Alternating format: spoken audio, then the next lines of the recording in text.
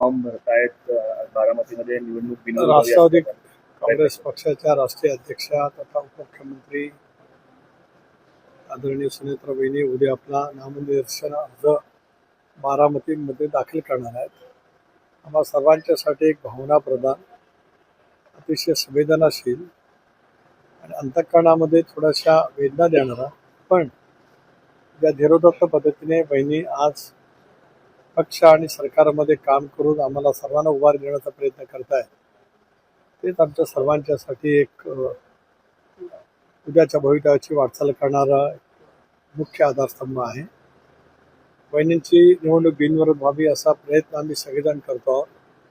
त्यामध्ये विशेष करून महाविकास आघाडी आदरणीय पवार साहेबांच्या पक्षाने उमेदवारी देणार नाही अशा वेळेचं अगोदरच घोषित केलं, म्हणून मी सुप्रियाताईंचे सुद्धा आणि आदरणीय साहेबांचे आभार मानलेलेच आहेत. उद्धवजींच्या सुद्धा चर्चा झाली, तेही उमेदवार देणार नाही आहेत. काँग्रेस जो आम्ही संपर्क करण्याचा प्रयत्न करतो आहोत, काँग्रेसचे अध्यक्ष खरगे साहेब यांच्याशी कदाचित आजपर्यंत आमचं बोलणं होईल आणि त्यांनाही आम्ही विनंती करणार आहोत, कारण ज्या पार्श्वभूमीवरती ही पोटनिवडणूक होते आहे ती महाराष्ट्राच्या दृष्टिकोनातून सुद्धा एक संवेदनाशील बाब आहे.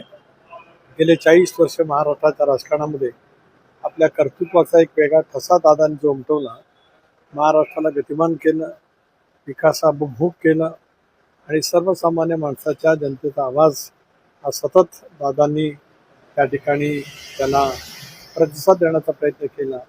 अशा वेळेला ती निवडणूक बिनविरोध व्हावी अशी आमची सर्वांचीच नम्रतेची विनंती आहे. पण 17 लोकांनी आतापर्यंत अर्ज भरलेत. लक्ष्मण आके देखील उद्या अर्ज भरण्याची तयारी करत आहेत.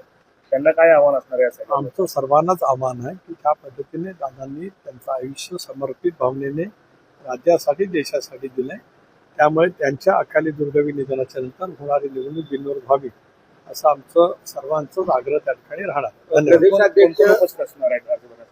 उद्या आदरणीय प्रफुल्लभाई पण येणार आहेत, भुजबळ साहेब आहेत, मंत्रिमंडळातील सर्व सदस्य राष्ट्रवादी काँग्रेस पक्षाचे आहेत. आम्ही आदरणीय देवेंद्रजींनाही विनंती केली, पण त्यांचे पूर्वनियोजित कार्यक्रम आहेत, पण त्यांच्या वतीने सुद्धा कोणी येऊ शकेल. आदरणीय एकनाथ शिंदे साहेबांना विनंती केली, त्यांचे पूर्वनियोजित कार्यक्रम आहेत, पण त्यांच्या वतीने सुद्धा कोणतरी नक्की येऊ शकेल. राष्ट्रवादी काँग्रेस पक्षाच्या सर्वच आमदारांना विधानसभा आणि विधान परिषद यांना आम्ही सर्वांना सूचित केलेलं आहे की त्या सर्वांनीच उद्या नामनिर्देशन भरण्यासाठी त्या ठिकाणी या. त्यांना शेवटी आम्ही विनंती करू आणि दीर्घकाळ बारामतीचं नेतृत्व आदरणीय पवार साहेबांनी केलं, आदरणीय दादांनी सुद्धा विधिमंडळामध्ये केलं, संसदेमध्ये आदरणीय पवार साहेबांनी केलं, दादांनी केलं काही काळापुरता, त्यानंतर सुप्रियाताई करतायत. त्याच्यामुळे त्यांनी यावं अशी आमची त्यांनाही विनंती राहणार आहे. बीएसआर कंपनीचा जो मालक आहे रोहित सिंग त्याला अटक करण्यात यावी अशी मागणी जय पवार यांनी केली. आज मी या कामासाठी आलेलो आहे. जी जय पवारांची मागणी आहे तीच राष्ट्रवादी काँग्रेस पक्षाची मागणी आहे. तपास शीघ्र गतीने व्हावा. ज्या ज्या शंका तपासाच्या बाबतीमध्ये उपस्थित केलेला आहे त्याचाही समावेश तपासाच्या याच्यामध्ये अंतर्भूत करावा. कुणी अनेक लोकप्रतिनिधी या बाबतीमध्ये वेगवेगळ्या शंका उपस्थित केल्यात. या साऱ्यांच्या शंकेसह तपास पूर्णपणाने केला जावा.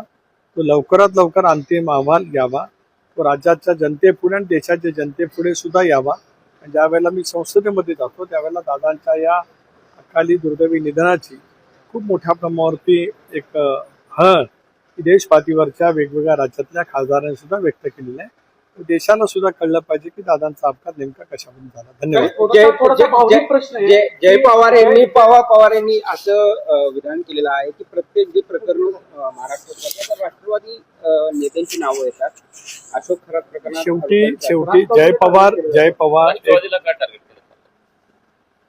जय पवार एक तरुण नेते आहे, राष्ट्रवादी काँग्रेस पक्षाचे उद्याचं युवा नेतृत्व आहे. त्यामुळे त्यांनी त्यांच्या भावना प्रकट करणं हे योग्य आहे. त्या ज्या भावना ज्या पद्धतीने ते मांडतायत ते पक्षाच्यासाठी, पक्षाच्या कार्यकर्त्यांच्यासाठी, पक्षाच्या संघटनेसाठी अतिशय योग्य आहे. धन्यवाद.